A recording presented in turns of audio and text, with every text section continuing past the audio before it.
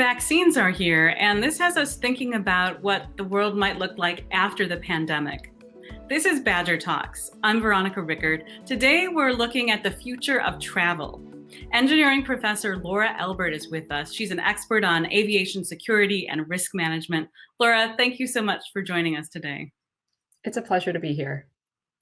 Well, Laura, as we think big picture about this question, what do you think the biggest changes are going to be as we start looking at the future of travel?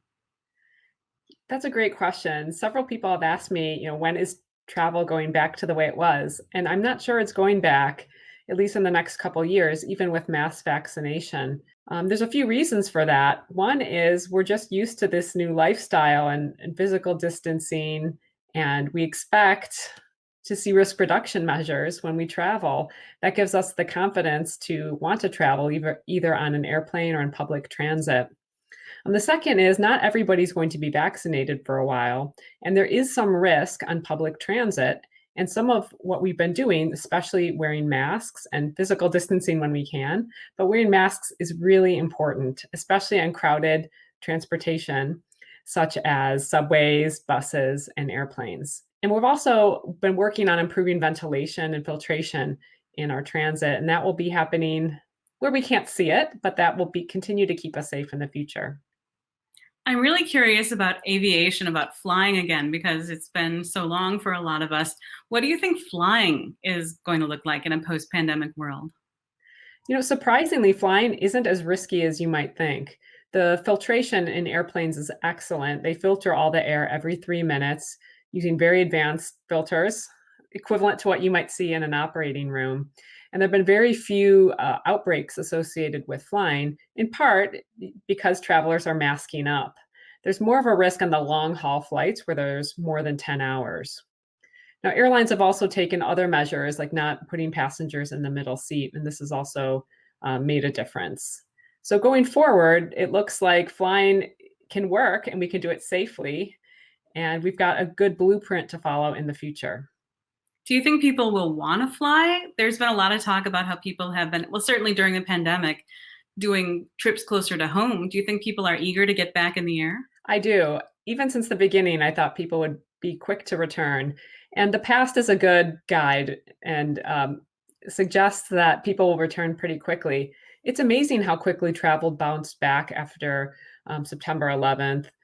And, travel has increased, air travel has increased every single year between 2008 and 2019. There was a dip in the recessions, of course, but even with major aviation security incidents, travelers were pretty confident in flying. When I think about going to the airport, I think about those endless snaky lines to go through security. What might change for TSA? A lot has already changed with TSA.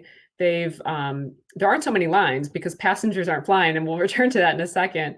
But there's increased physical distancing in the queues. They're encouraging touchless tickets. So you can show your smartphone.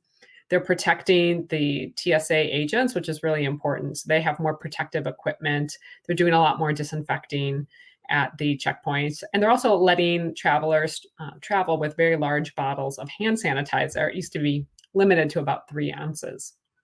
As we look forward, I see some challenges. You mentioned the long security lines. We'll have long security lines when passengers return, and that's a real challenge.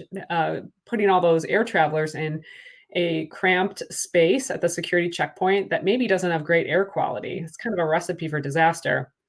Compounding that is that travelers aren't enrolling in TSA PreCheck, and so they're going into the regular checkpoints, which are slower.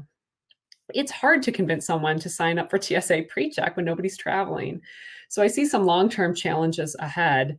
I hope the TSA explores incentives for getting people to sign up for TSA PreCheck and really focuses on how to expedite screening in those TSA PreCheck lanes.